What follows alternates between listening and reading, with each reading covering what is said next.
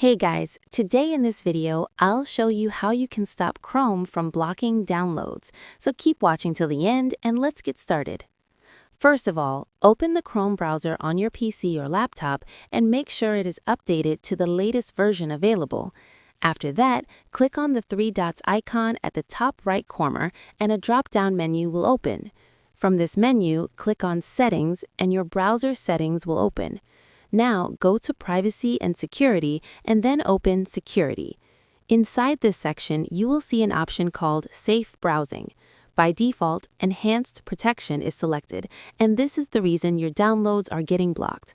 Now scroll down a little and select No Protection. Then click on Turn Off and you are done. So this is how you can stop Chrome from blocking downloads. That's all for this video. If you found this helpful, consider subscribing and giving the video a thumbs up, and I'll see you in the next one. Thanks.